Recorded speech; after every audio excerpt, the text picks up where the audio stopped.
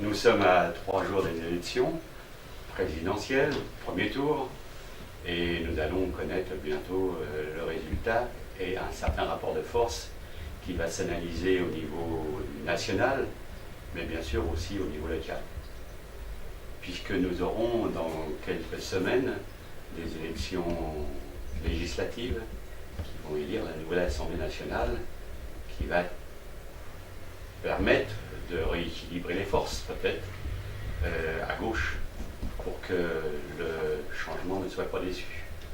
Alors pour moi, j'ai 3 raisons d'appeler à voter pour Patrick. La première, c'est que est nationale, c'est que les engagements de Hollande sont minimum, c'est que si on en reste là, on va tout droit à une situation à la grecque, au pire, au mieux à l'espagnol, mais on ne sort pas du système. Les propositions faites par Jean-Luc Mélenchon, même si moi j'aurais voulu qu'ils aillent un peu plus loin, sont bonnes et permettent et le front de gauche, s'il y a beaucoup de députés du front de gauche, ça nous permettra de pousser plus loin et de réussir le changement. C'est un enjeu capital. On sent bien qu'il y a un mouvement de masse qui s'est levé et qui peut être déçu, mais qui peut aussi grossir. On est dans une situation, entre guillemets, qu'on peut appeler pré-révolutionnaire, parce qu'il y a des changements très importants qui peuvent aboutir.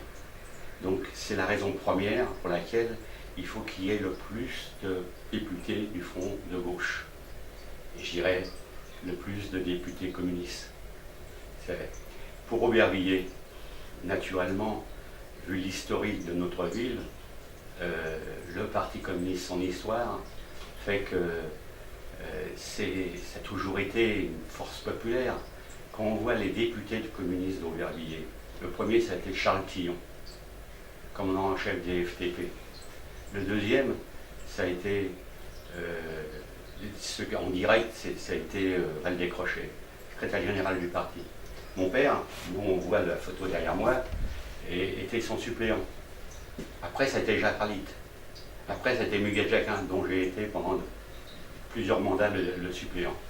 C'est-à-dire que quand il y avait un communiste à la mairie et un communiste à l'Assemblée nationale, pour les habitants d'Aubervilliers, c'était le mieux pour défendre leurs intérêts. Entre nous, quand on voit ce qu'il y a aujourd'hui à la mairie. Après avoir voté 20% d'augmentation des impôts depuis qu'il est là, le maire socialiste. Il vient encore cette semaine de faire voter 5% de plus. La situation doit arrêter. Alors, il faudra bien sûr attendre 2014, mais on peut avoir une belle étape en élisant à Aubervilliers un député communiste à travers la candidature de Patrick Le Garric. Et la troisième raison, nationale, locale, c'est la raison du candidat. On va avoir une candidate socialiste qui est parachutée. J'ai sorti un journal, je l'ai traduit en parachute, Madame Guigou. C'est pas une insulte, c'est la réalité.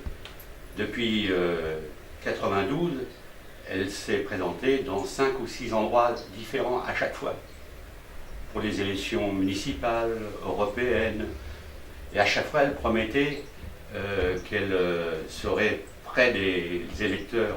Et à chaque fois, elle changeait à l'élection suivante. Donc, cette femme, dont j'ai rien contre elle, a priori, mais c'est avant tout quelqu'un qui peut-être va encore être ministre, et donc va nous quitter dès le lendemain. Donc il n'y a pas aucune raison que l'on lui fasse confiance, puisqu'elle n'a pas fait confiance aux électeurs précédents. Patrick Le Garric est d'abord un habitant d'Aubervilliers, directeur du grand journal L'Humanité, et il suffit de l'écouter. Il a un charisme important qui lui permet de représenter cette population d'Aubervilliers, ouvrière, qui a permis, au travers des dizaines d'années, de faire des avancées très importantes. Alors, Le Garric, Patrick, c'est mon candidat.